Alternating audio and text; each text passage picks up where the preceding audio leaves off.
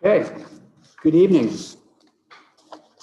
We want to welcome everyone who's tuned in to us either via Zoom or live on the city's YouTube channel. And again, welcome to tonight's ResiStat meeting focused on mental health and wellness. My name is Joe Curtatone, and I have the honor and the privilege of being there in this incredible community. Not only do I want to thank you for joining us, I want to thank you for all that you have done collectively to support the city's response to COVID-19. I want to take this second now to introduce or welcome some of our panelists to introduce themselves. First, the Director of Health and Human Services, Ms. Nancy Bacci. Hi, good evening. Nancy Bacci, Deputy Director of Health and Human Services for the city. And the Clinical Youth Specialist for the city, Ms. Sarah Skonechny. Hi, Sarah. And the city's Prevention Services Manager, Mr. Matthew Mitchell. Hi, Matt Mitchell, Prevention Services Manager with the City of Somerville's Health and Human Services Department. And actually, if you can go back one slide, I do want to just point out to folks, there is interpretation available, although we're unable to provide live captioning, but this video will be fully transcribed and available again on the city's YouTube channel tomorrow. So we apologize for not being able to make all the live accommodations, but those accommodations will be made so folks can look back upon this presentation and follow up on any questions you may have even after this evening. So we're going to move forward. Next slide.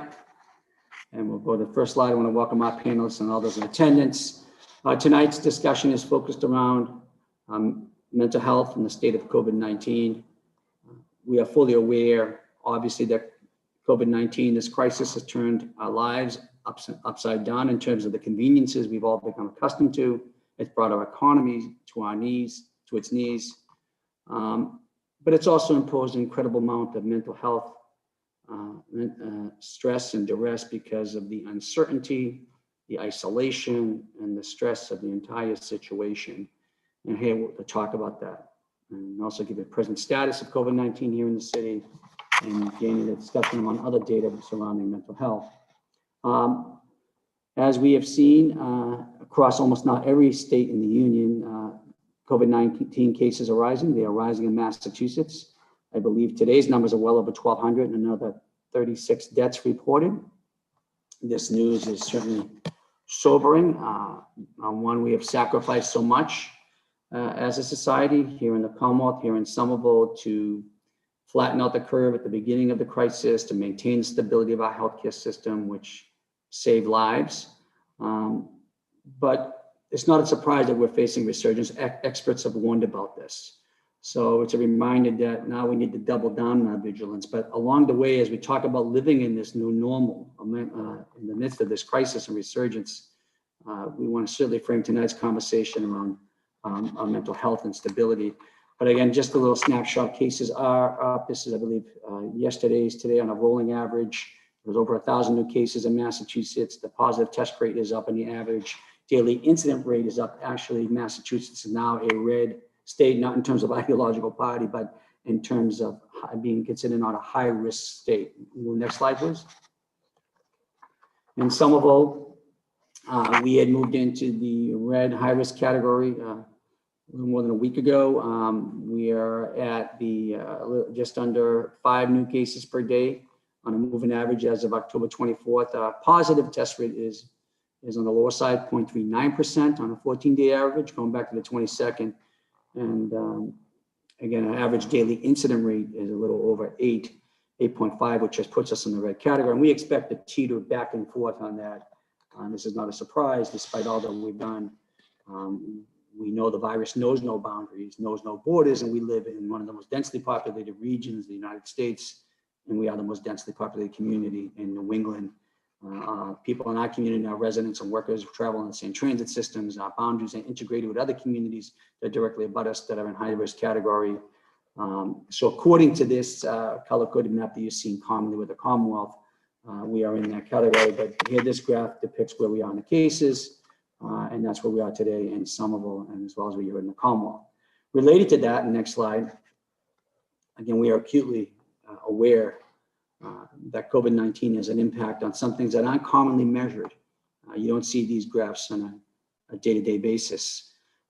Across the US, this graph depicts where prevalence of depression related symptoms were before COVID-19, and then where they are during COVID-19. So there's a tremendous amount of profound impact on people's overall mental health and stability, on their quality of life as a result of COVID. This should be of no surprise, but is of concern. And again, this is not something that's typically measured or pointed to in any of the newscasts we see or reports around COVID, as we think about some of the things we commonly think of, inconvenience in terms of our economy or our daily lives and other types of case rates we look at. And this is something we are focused on in conversation regularly here in Somerville as we think about our overall health, but certainly tonight's conversation. Next slide. What has remained steady throughout the crisis is related, as depicted by survey data, is that almost 40% of Massachusetts residents are experiencing symptoms of anxiety and/or depressive disorder. I mean, we've heard this we've seen this or heard this through different reporting, but it should be of no surprise to us. Again, the uncertainty, the isolation in situations either exacerbated present mental health disorders or conditions, or imposed new levels of duress, stress, because of the isolation and uncertainty that some of us have never experienced before.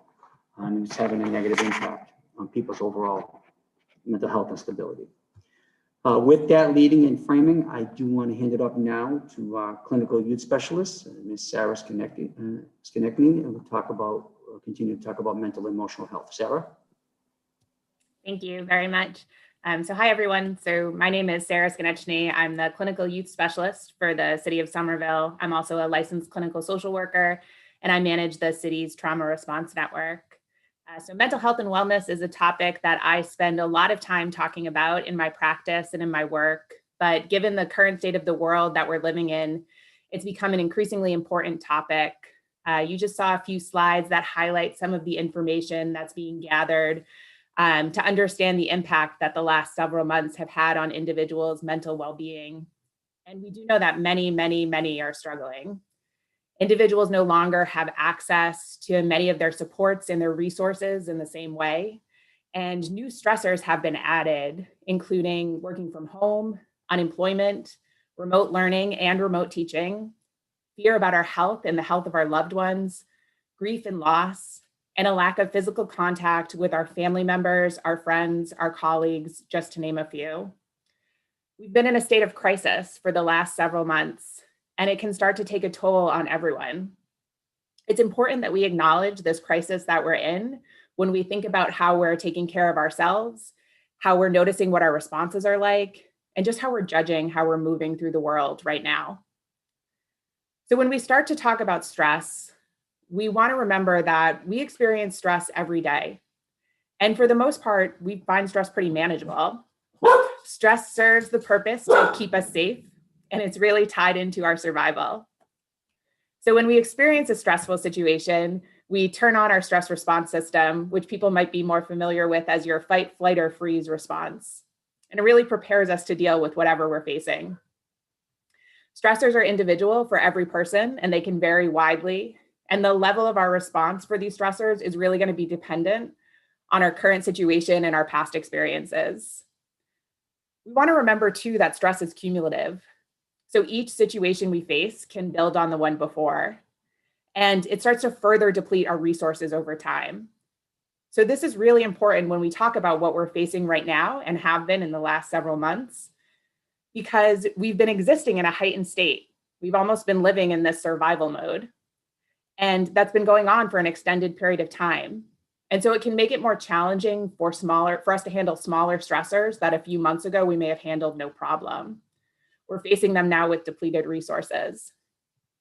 It's also important for us to note that the more constant and more unmanageable that stress feels, the bigger the impact is going to be on our physical and our emotional self.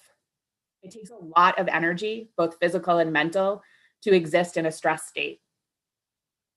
So during these times, people can experience a wide range of reactions, and there actually isn't a right way for how you should be feeling. Many of these responses are normal in these very, very abnormal times that we're experiencing. Some of the more common ones that we tend to see are individuals feeling really helpless and hopeless. So feeling that there isn't a sign of relief, or that it doesn't matter what I do, it's not going to make a difference. So feeling really hard to hold on to some hope. You start to feel this sense of not enough. And so this includes setting expectations for yourself with normal circumstances in mind, and then really letting it speak to your level of self-worth or how you feel about yourself when you're not able to meet them because of these other situations that are going on. You can also experience chronic exhaustion. And so this is not just feeling tired, but this is feeling that bone tired, that soul tired, that mind tired, that being unable to remember a time that you weren't tired, and really feeling that physical toll that stress can take. You can also see people struggling to be present or feeling connected to others. Or you may experience a wide range or a heightened sense of emotion, or you may feel nothing at all and feel yourself kind of numbing out to everything that's around you. Again, whatever you may be experiencing, you aren't alone, and these are very normal responses. We can go to the next slide to shift into thinking about how to stay mentally healthy during this time. So we've included some tips and suggestions related to common responses that are often seen. So these can include trying to avoid alcohol or other drugs as ways to cope. Sometimes during these times, we see people turn towards more unhealthy coping, or what we call survival coping skills. So these often have short-term and long-term consequences associated with them. And oftentimes they serve to numb or to avoid what we're facing, as opposed to kind of dealing with it head on and being able to work through it. You want to be mindful about your media consumption. So in times of stress, we want to stay plugged in, and we can be constantly watching the news or checking for new information. And this can come from really wanting to restore safety, or in looking for reassurance that things are changing or starting to get better. But often what we see is that it increases stress because we find inaccurate information, or we don't get the full picture, or we just get the bad news over and over again. So we don't find what we're looking for. So it's helpful to limit how often you're consuming news and media, and to try to look for a variety of sources and stories when you are. It can be hard sometimes to remember that there's good stories out there too. It can be helpful to maintain a routine that includes healthy meals, exercise and movement, and getting a good night's sleep. We often find comfort in routines. It can be soothing to us. And knowing that the impact that stress can take on our physical health, it's really important to make sure you're taking care of your physical body at this time. Next slide. It's helpful to look at mindfulness, meditation, yoga, muscle relaxation, or breathing exercises, whatever might work for you. But these can help to be incorporated into our daily life. They help us stay present and help us stay focused and give our mind a chance to reset. And they can also have a really calming effect on that stress response system, so to help everything settle down. And it's really important to stay connected. When we say social distancing, it doesn't mean social isolation. It's helpful to find ways to connect with your loved ones, your peers, and your friends, and to try to do this on a consistent basis, not every once in a while. It can help replenish a lot of what we felt like we've lost. Next slide.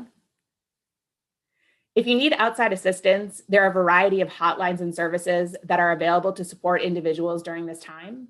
So we've listed a few on this slide. So they include Mass Support, which is a local resource addressing issues specifically related to the COVID-19 pandemic. They can assist with helping you access more long-term services as well. And they also have a lot of really great resources related to mental health on their website.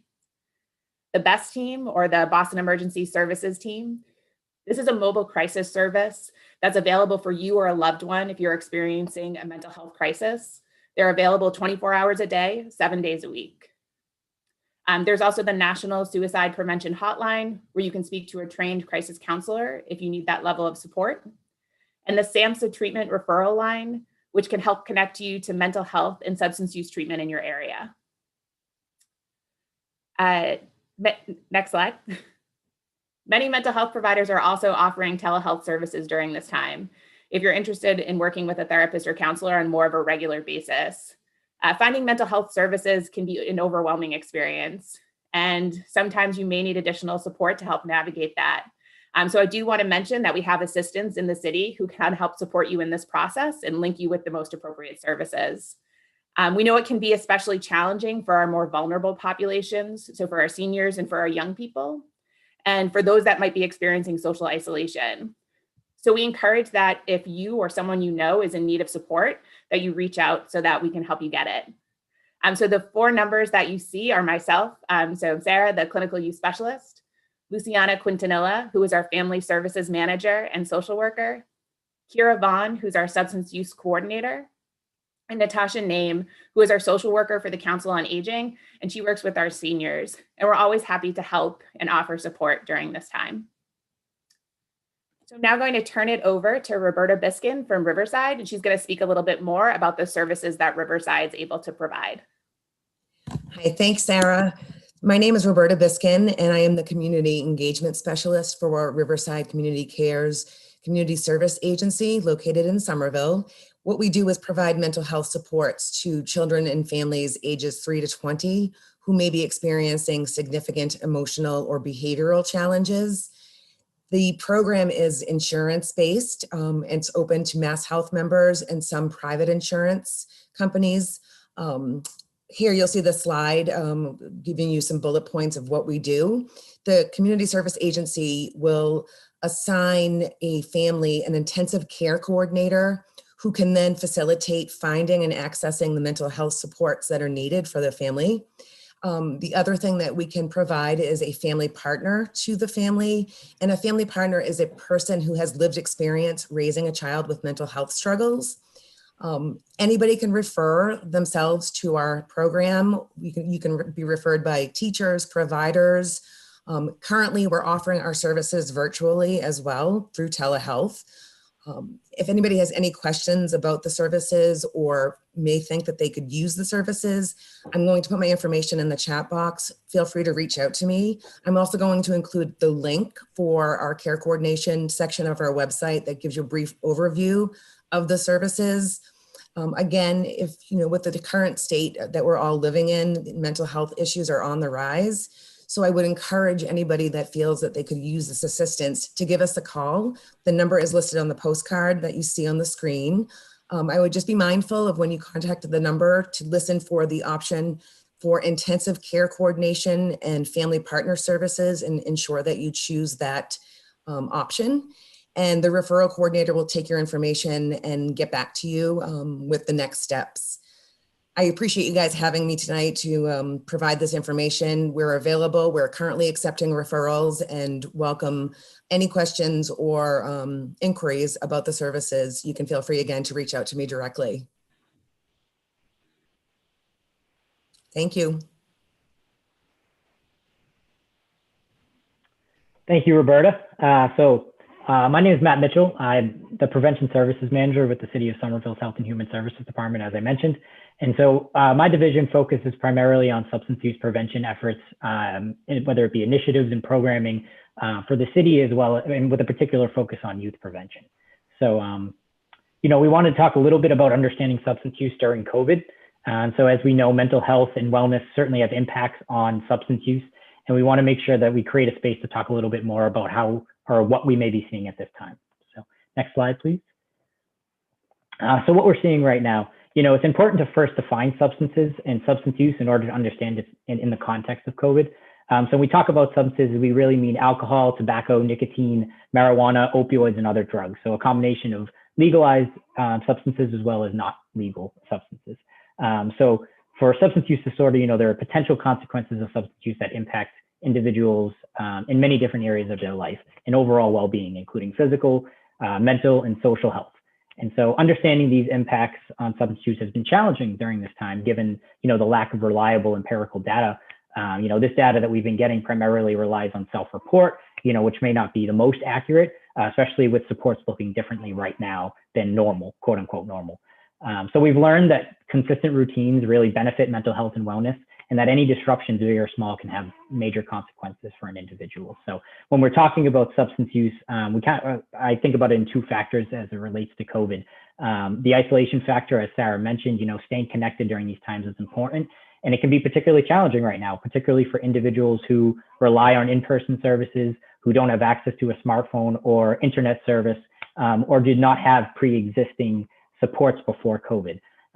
These disparities particularly impact those who do not necessarily have other protective factors in place, and reaching those individuals right now can be particularly challenging. And then the other piece of it too is substance use as a coping skill.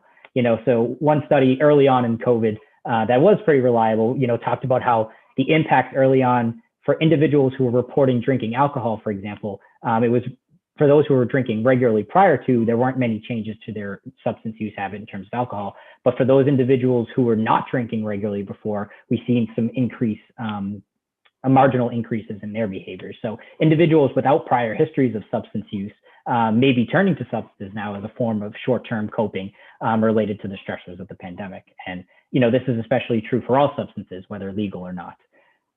So next slide, please. And so why does this matter? So with the stresses that came with COVID, substances may be used as a way to cope, escape, numb oneself, or disconnect from reality. And the tricky aspects with this is that we can't selectively numb feelings that we don't want to feel. There's a one size fits all with substance use. I can't turn off the happiness or turn off the sadness without turning off the other. And it's also difficult to readily recognize as an individual the shift that may happen from one or two glasses at first to maybe a full bottle of wine over the same time, as tolerance typically progresses over time. So, a lot of the stuff we've been hearing anecdotally has just been someone like who maybe have been drinking more as a way of coping at the beginning and with the intention of it being a short-term type of solution, but with several months now past, it may now be part of their routine without even them realizing it. And, then when you see things on social media, for example, normalizing substance use as a coping skill, it can almost become implicitly accepted and a perceived societal norm to deal with stress and anxiety with something like a substance versus another coping skill that may have been less maladaptive at this time. So these learned habits in the short term can have longer term impacts, and that's really why it matters. Next slide, please. And so for the warning signs, there's a lot that we can go through, but I kind of picked the top three that we would want to highlight. So that would be, the substance use begins to have some negative consequences on areas of daily life, including work, school, and at home.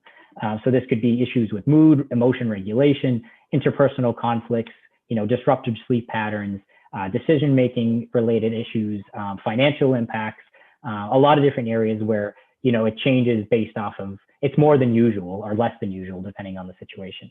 Another thing would be relying on substances to get through the day. If it's something that you feel like you really can't make it through the stress of the day without having some substance, that's another sign that there may be a substance use disorder at play. And then also wanting to stop, but just not being able to. And, there may be that willpower there, but the biology of the addiction really supersedes and can kind of take hold. So, if there's any individual struggling with this, and we can send out some more resources to get some more other warning signs, but, these may be signs an individual may be struggling a little bit more. Next slide, please. And so one of the empirical data that we do have came from our Somerville police and fire data. So this information here looks at the non-fatal and possible fatal narcotics overdoses since the beginning of January 2020 to August 15th. And just to note that this information is not confirmed. It's right now possible because it has to be confirmed at a state level, and the state level data has not been released yet for this time period. So between January 1st and August 15th, there were 10 suspected fatal narcotics overdoses, which was the same number of fatal overdoses in this period last year. The change in this time, though, is that there was a 26% increase in the overall non-fatal overdoses that happened in Somerville. So when we look at this, we really want to make sure that we are getting information and education and the resources to the individuals to not have it be a fatal overdose. So we've made a big effort here to make sure that Narcan is readily available to individuals, not just Narcan itself, but training and education and overdose prevention, so that individuals who may be actively using know how to use so in a harm reduction way, and also are limiting their interactions with more fatal types of situations. So wanted to highlight that for you guys as well. Next slide, please. And then for resources for substance use. So the Massachusetts Substance Use Helpline is really, if for those individuals that may be contemplative or pre-contemplative as to not even know where to start, this would be a good resource for folks to call and talk with a professional about, I'm experiencing this and I don't really know where to start. And they kind of try to get you back to the local resources as much as possible. And they're just a good, like I said, start point. For those individuals who are ready to take action and get into recovery, Smart Recovery is a great option. It's not your typical like NA or AA type of structure, but it really encompasses the whole person and the whole well-being of the person to support them in recovery. So they were in person and they have shifted to virtual, and there's also teen versions. So if you go onto the website, there's both adults and teen community members. And then for us, if you want to do more education, awareness, or youth prevention work, you can contact me. We do a lot of youth programming, particularly with the schools and our youth in the middle and high school grades. And we do a lot of education and awareness stuff for the community just to know about and educate themselves, because like Sarah mentioned, there's a lot of misinformation out there, and we want to make sure that we have the most accurate information to people as much as possible. So I'll make the shameless plug of promoting all of our stuff there at the end. Make sure to follow us on Facebook, Instagram, and YouTube, and we'll make sure to get all the information you may need. And now I will turn it over to Deputy Director of HHS, Nancy Bacci. Thank you, Matt. Wanted to indicate our domestic violence resource that is local to Somerville. Stressful times such as the ones that we're currently experiencing, unfortunately, can increase concerning behavior, which can include domestic violence. Nationally, we are seeing an uptick in domestic violence incidences, so we felt it was important to highlight our local resource. They have been a great community partner. This month supported the Somerville Commission for Women with their annual Domestic Violence Awareness Vigil. So a very strong partner with the city and a resource that if anyone is in need of additional information, I strongly recommend connecting with. Next slide, please. Next slide. Thank you. So we are fortunate to live in a community that really provides a lot of options for staying healthy. Some of the examples cited here, we talk about wanting to use outdoor space, as Sarah had referenced as well. We encourage you to enjoy the outdoors while, of course, maintaining safe distancing and observing all COVID protocols so that you can enjoy our over 250 miles of sidewalk in a safe manner. Our library is an amazing resource, which I encourage everyone to use as much as possible. And when you look at some of the offerings available now, there are yoga classes. Next slide, please. Book club available, and many, many other options that the library offers.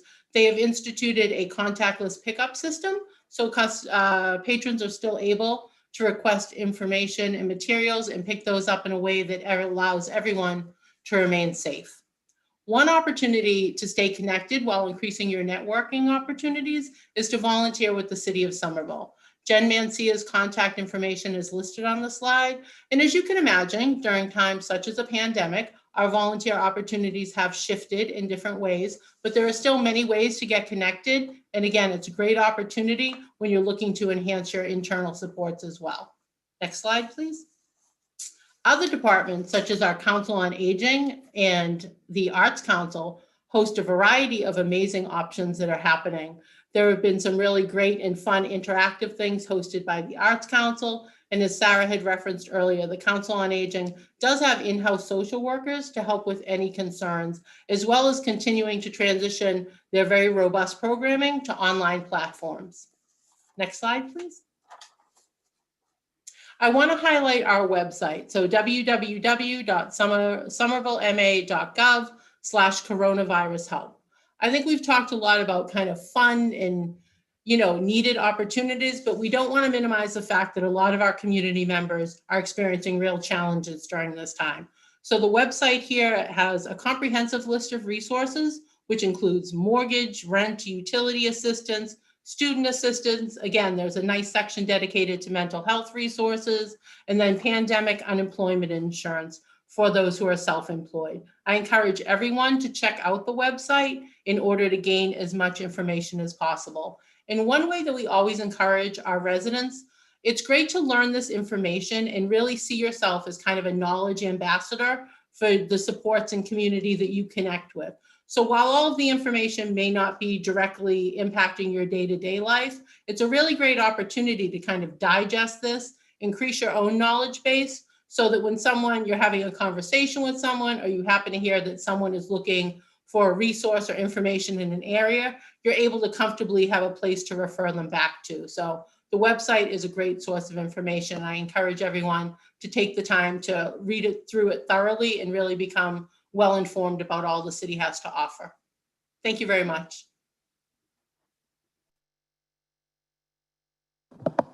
Well, thank you, Nancy and the panelists. So some incredible points being made here.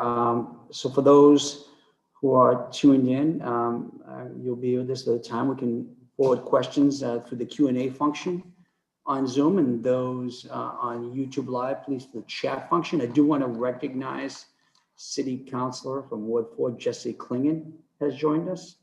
I don't know if the City Council wanted to say a couple of words.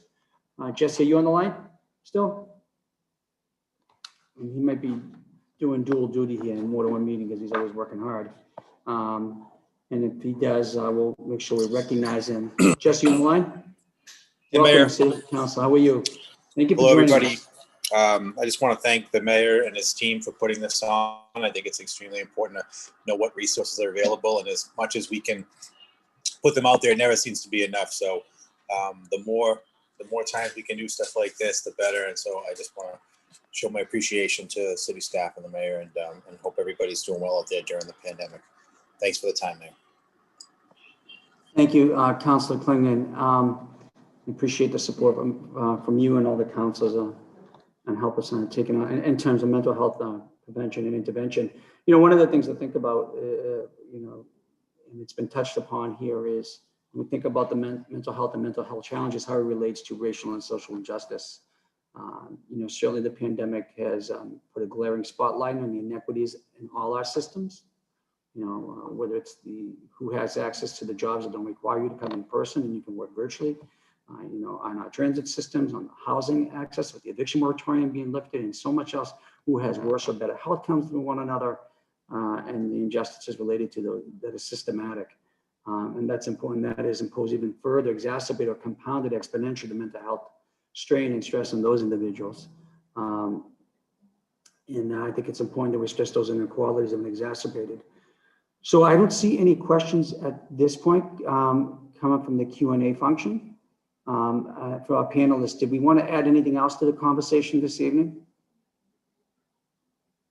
A lot's been offered here. So again, for those who've tuned in, and we apologize, there was not live closed captioning for this ResiStat meeting. We will have that available tomorrow. You'll be able to watch this recording tomorrow, and as well, you'll be able to go on either on the city's website or on the city's YouTube Live channel. But we want to thank everyone for joining us this evening. We want you to be healthy and be safe in terms of how you respond and all the guidelines you need to follow in dealing with the epidemic, but also taking care to perhaps access to some of the resources that were presented this evening to make sure everyone's overall health, mental well-being is also strong or strengthened. You should not feel alone. It's difficult not to feel isolated in the circumstances. I have an elderly mother. She'll be mad at me. She just turned 87 and she was very social, and it's tough for her not to see her grandkids as often as she did, to be part of the family function, and she understands why. But I can see even on her expressions in her face and just an overall composure that it's taken a strain on her, as it is all of us. We're all feeling it, some much worse than others. So we are acutely aware of that. We're here from you. You are not alone. We will help refer you to any resources you need to help get to the other side of this crisis, or anything you're dealing with in your daily life. Please reach out to us. We're here to serve you. I want to thank our panelists for joining us tonight and participating and providing some critical information to our community, and those who have tuned in the Zoom on this Zoom meeting conversation on YouTube. If you don't feel comfortable asking a question tonight, you can certainly email us a question via the city email. Perhaps if you watch this presentation again, we're here for you. I want to wish you all a great evening. Be healthy, be safe, we'll get through this together. Thank you, folks.